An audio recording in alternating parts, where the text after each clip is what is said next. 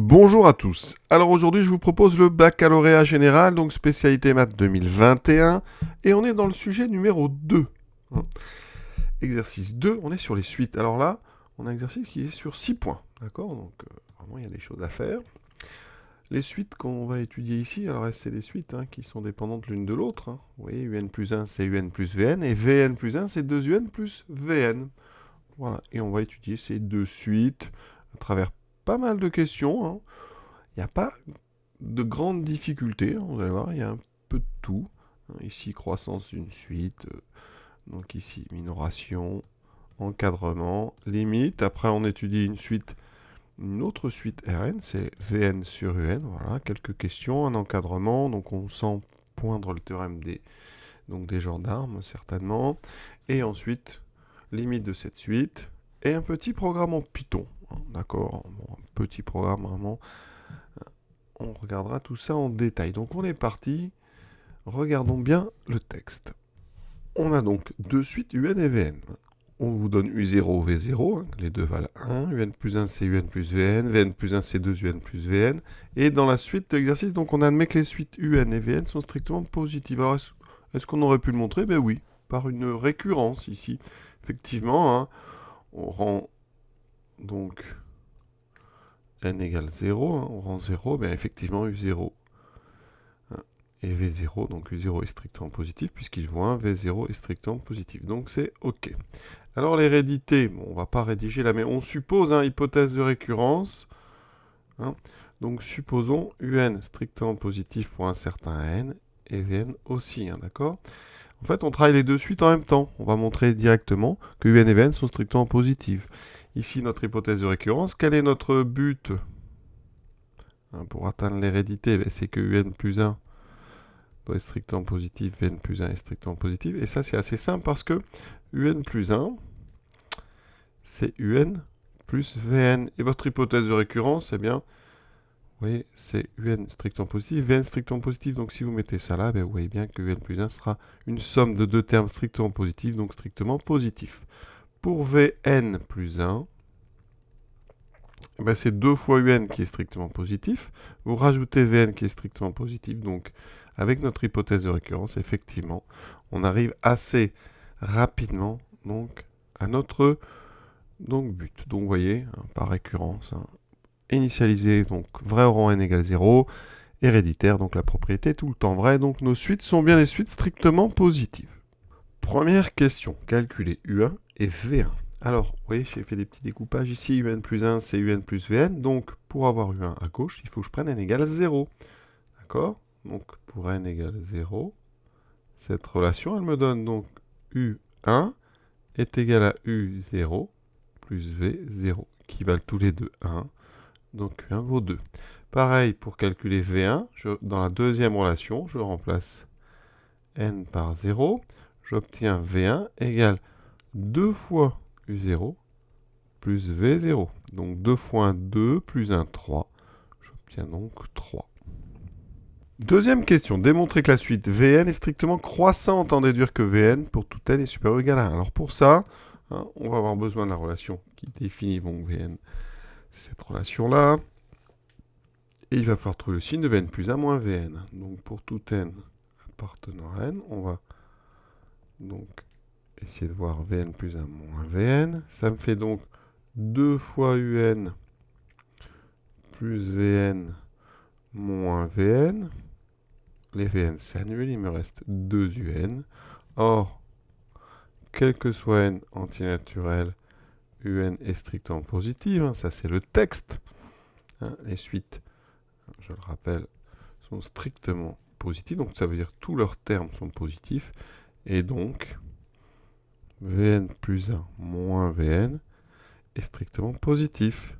Et comme c'est strictement, ça veut dire que Vn plus 1 est toujours strictement plus grand que Vn, et donc la suite Vn est strictement croissante.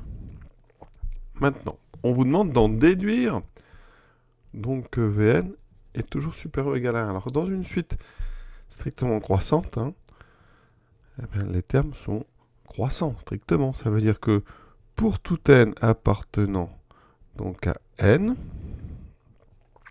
eh bien Vn est donc toujours plus grand ou égal au premier terme. Alors je mets plus grand ou égal au premier terme parce que si elle est strictement croissante, elle est croissante. Donc Vn est toujours supérieur à son premier terme, V0. Et si je prends n égale 0, j'obtiens l'égalité. Donc il me faut vraiment supérieur ou égal. Conclusion, V0 ça vaut 1. Donc Vn est toujours supérieur ou égal à 1, quel que soit n. Donc là, on dit qu'on a minoré la suite. Minorer, c'est de trouver un nombre réel, ici, qui est plus petit que tous les termes de la suite, plus petit ou égal. Question 1, c'est démontrer par récurrence que pour tout entier n, on a un supérieur ou égal à n plus 1. Donc la propriété qu'on va montrer, donc c'est celle-ci. Voilà. Donc, comme d'habitude, pour une récurrence, on va initialiser. Ici, on veut pour tout n entier naturel, donc on initialise à n égale 0. Donc, initialisation.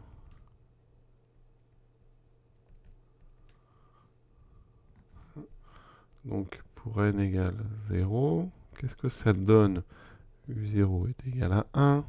n plus 1 vaudra 1. Donc, effectivement, pour n égale 0, U0 est bien supérieur ou égal à donc 0 plus 1. Donc, on a bien la relation qui est vérifiée, la propriété est vérifiée, donc c'est vrai. La propriété est vraie. Hérédité. Hérédité. Donc on va supposer que pour un certain n entier naturel, la propriété est vraie. Donc un est supérieur ou égal à n plus 1. Notre but, c'est de montrer que c'est vrai au rang suivant. Donc un plus 1 doit être supérieur à n plus 1 plus 1, donc à n plus 2.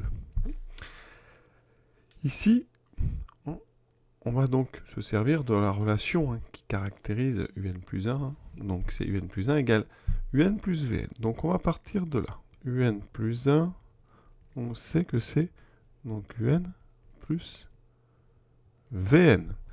Ici, un est supérieur à n plus 1. Vn est supérieur, donc ou égal à 1. Si j'ajoute les deux encadrements, je peux les deux inégalités, je peux, elles sont dans le même sens. Ça veut dire que n plus vn est donc supérieur ou égal à n plus 1 plus 1. Et donc vous voyez que ici, un plus vn, ben, c'est un plus 1, qui est donc supérieur à ou égal à n plus 2. Et donc, hérédité vérifiée.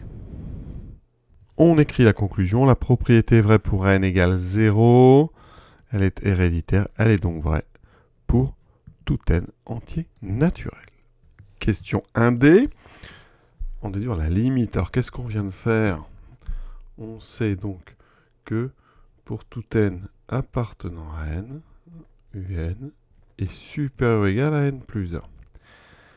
Et on sait que la limite, quand n tend vers plus l'infini de n plus 1, c'est plus l'infini. Donc vous voyez, les termes de la suite un sont plus grands ou égaux au terme d'une suite qui va vers plus l'infini. Et donc, on comprend bien, et c'est ce qu'on appelle le théorème de comparaison, que la limite de un, c'est aussi plus l'infini. Donc, on va l'écrire. Donc, théorème de comparaison. La limite de un, quand n tend vers plus l'infini, est égale à plus l'infini. Donc assez rapide, vous voyez, comme question. Il y avait déjà le théorème de comparaison, d'ailleurs, dans le sujet 1 de la même année. Voilà. Deuxième question, maintenant, on introduit une autre suite Rn, c'est donc Vn sur Un, et on admet une relation ici, Rn carré, ça serait donc 2 plus moins 1 puissance n plus 1 sur n carré. Donc ça, on l'admet, il n'y a pas besoin de le démontrer. Maintenant, donc la question, c'est donc démontrer cet encadrement. Alors, ce que vous pouvez remarquer, c'est que dans cet encadrement, ici, on a, eh bien, 3 fois le même dénominateur. Donc, il va falloir s'occuper du haut. Alors, qu'est-ce qu'on a en haut? On a moins 1 puissance n plus 1. Alors, combien ça vaut, ça, moins 1 puissance n plus 1? Eh bien, c'est une puissance de moins 1. Donc, si n plus 1 est pair, ben, ça fera 1. Donc, ici, si n est impair, alors ben, n plus 1 est pair. Et donc, moins 1 puissance n plus 1 est égal à 1. Si n est pair, alors n plus 1 est impair. Et donc, quand on met moins 1 à une puissance impaire, ça donnera moins 1. Conclusion, c'est soit 1, soit moins 1. Donc, effectivement, moins 1 puissance n plus 1 est bien entre 1 et moins 1.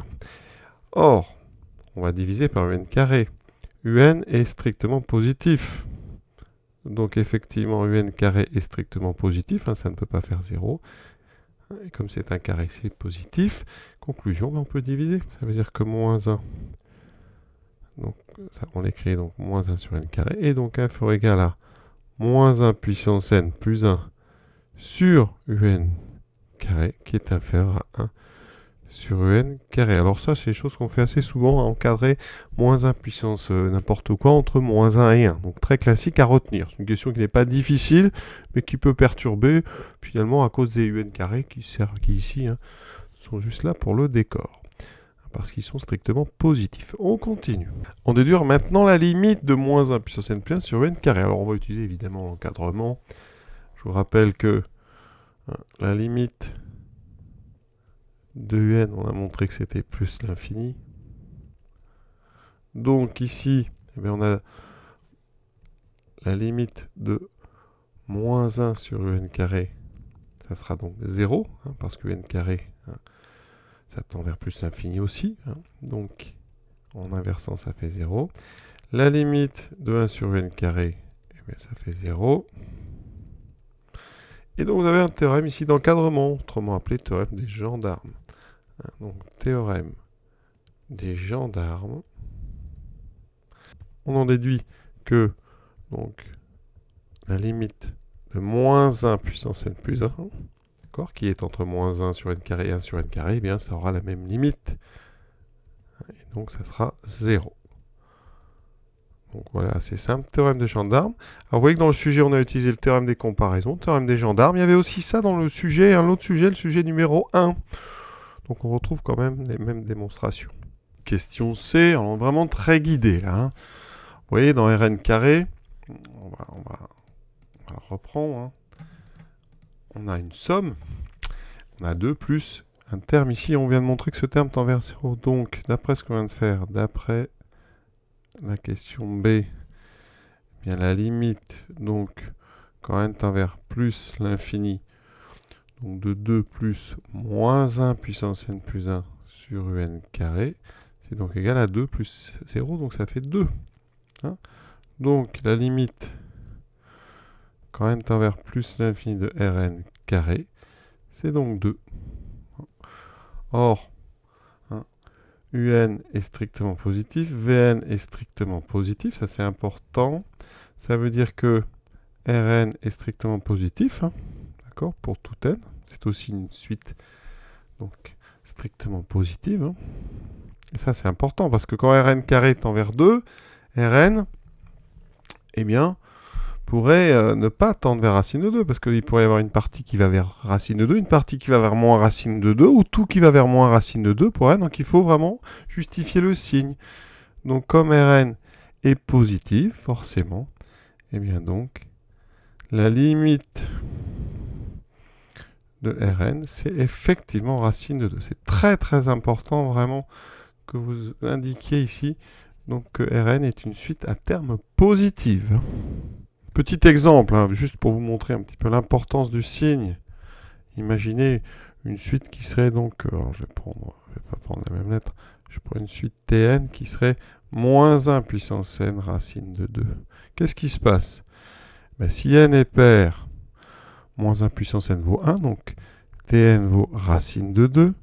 Si n est impair, Tn vaut moins racine de 2. Donc vous voyez bien que Tn n'a pas de limite.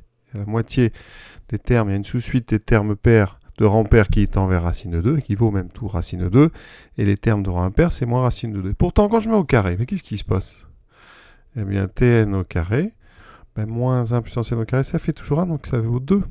Donc effectivement, on a bien la limite de Tn qui vaut 2, et pourtant, la limite de Tn carré qui vaut 2, et pourtant, la limite de Tn ne vaut pas racine de 2. Donc il faut faire très attention.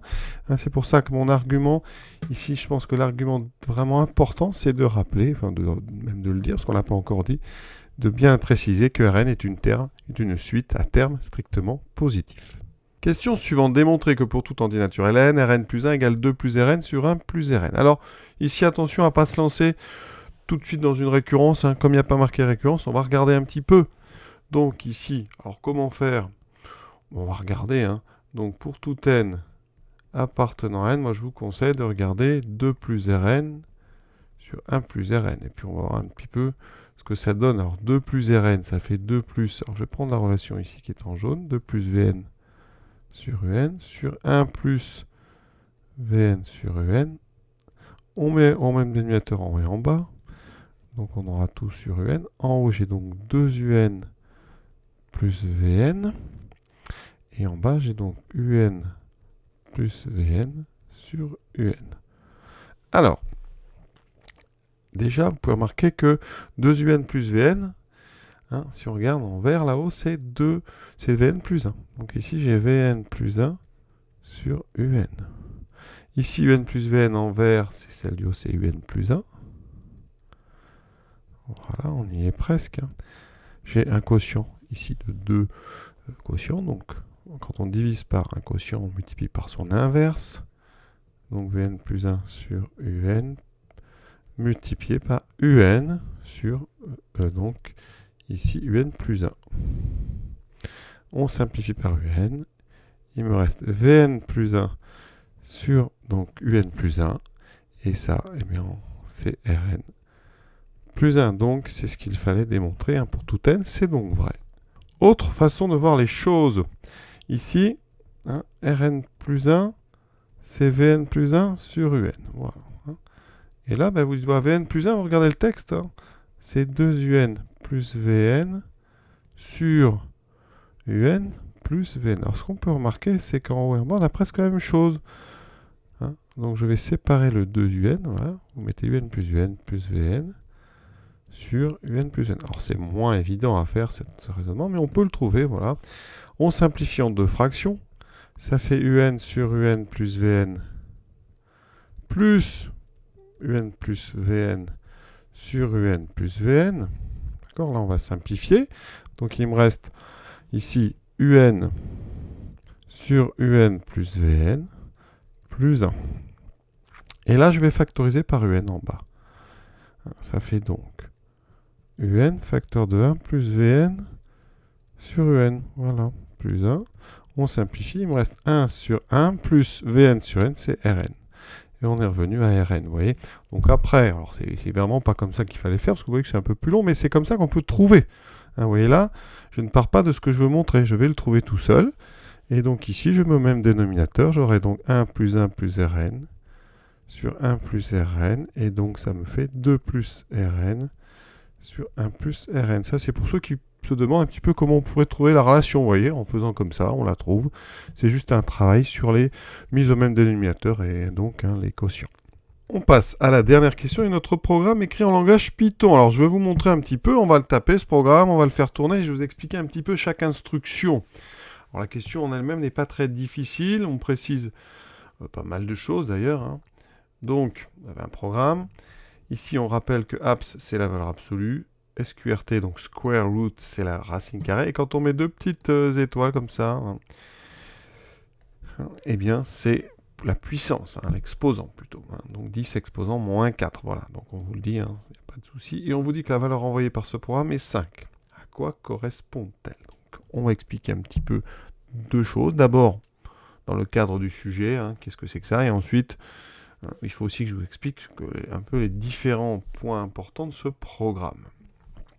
Alors le programme, le voici. Alors j'ai été obligé de rajouter deux lignes pour qu'il puisse être intéressant à faire tourner. Tout d'abord, en Python, vous utilisez la racine carrée, donc SQRT. Il faut charger le module des fonctions mathématiques, donc c'est la première ligne que j'ai mis. Je l'ai rajouté from math import, et l'étoile, ça veut dire vous importez toutes les formules, on ne s'embête pas. On pourrait, si on voulait, n'importer que la racine carrée, mais ici, il ne faut pas s'embêter. Donc ensuite, si on fait tourner ce programme, il ne se passe rien. Il faut aussi que je lui dise, donc, déjà d'exécuter la fonction seuil, parce que cette définition ici que vous avez là, on définit une fonction. Après, si vous ne la faites pas, vous ne l'exécutez pas, ça ne sert à rien. Donc ici, vous indiquez que vous faites tourner la fonction qui s'appelle seuil, Et si vous voulez voir quelque chose sur l'écran après, il faut mettre print. Comme ça, ça va afficher la valeur qui m'intéresse. Donc vous voyez qu'ici, je le fais tourner, run, et vous voyez qu'ici, j'obtiens bien 5. Donc, la valeur renvoyée par ce programme, c'est bien 5. Expliquons d'abord un petit peu le lien avec le sujet. Alors, ici, on est sur R, hein, donc ça veut dire qu'on est en train de calculer, hein, ici, vous voyez, R égale 2 plus R sur 1 plus R. Ça a un lien avec la relation qu'on vient de démontrer ici. Hein. Rn plus 1 égale 2 plus Rn sur 1 plus Rn. Donc ici, que vous comprenez bien, ça, hein, cette ligne, elle calcule... Ça calcule des termes de la suite Rn. Hein. D'accord? C'est-à-dire qu'ici, vous avez une boucle. Hein, while, c'est une boucle conditionnelle. Hein, vous avez une condition qui est tant que, parce qu'en anglais, while, ça veut dire tant que. Et donc ici, dans cette boucle, hein, vous avez un calcul à chaque fois d'un des termes de la suite. Au début, R égale 1, c'est R0. D'accord? Ça, c'est donc R0. Ça, c'est la variable qui va stocker l'indice ici, hein, ça c'est sa valeur, et là ça stocke donc l'indice, donc ça c'est important. Donc à chaque fois vous faites une boucle, vous calculez le terme suivant de la suite ici, et après on augmente, on incrémente n de 1 pour bien se rappeler que l'indice qui correspond à la valeur que vous avez à ce moment-là dans R, hein, c'est bien le bon. Donc ça c'est des lignes toujours importantes, ça s'appelle, hein, ici c'est un compteur en fait, hein, on sait comme ça dans quelle boucle on est. Et vous avez, comme dans toutes les boucles ici avec while, une condition. Une condition, et c'est elle qui est intéressante. Alors, je vais la mettre ici. Voilà, c'est une condition mathématique, on va la traduire. Abs, c'est donc la valeur absolue. R moins square 2, c'est donc R moins racine de 2. Hein, ici, on ferme l'absolu, et supérieur strictement à 10, donc puissance moins 4. Donc, ça veut dire que ici, je rappelle que la limite de Rn, c'est racine de 2. Donc Rn se rapproche de racine de 2. Donc plus n est grand, plus l'écart entre Rn et racine de 2 hein, tend vers 0, hein, se rapproche de 0. Donc nous, ici, ben, on a tant que, donc en français, tant que eh ben, la distance entre les deux est plus grande que 10 moins 4, on va continuer. Et donc la boucle va s'arrêter au moment, hein, ça c'est important, la boucle... Donc s'arrête hein, dès que eh bien, R moins racine de 2 hein, est inférieur ou égal à 10 moins 4. Et donc la valeur de n renvoyée par ce programme est 5, ça signifie qu'en fait que R5 hein, donc est le premier terme de la suite Rn à une distance de racine de 2 inférieure ou égale à 10 moins 4. Alors, a priori, on n'a pas montré que la suite Rn est croissante ou décroissante. Donc, peut-être que derrière, R6 sera plus loin. Mais nous, on sait déjà que le premier terme ici, hein, qui donc est à une distance inférieure ou égale à 10 moins 4, c'est donc R5. Voilà. Alors maintenant le programme, donc ici, alors les choses importantes. Ici, donc vous avez def, quand on fait une définition de fonction, ici il faut lui donner un nom, d'accord?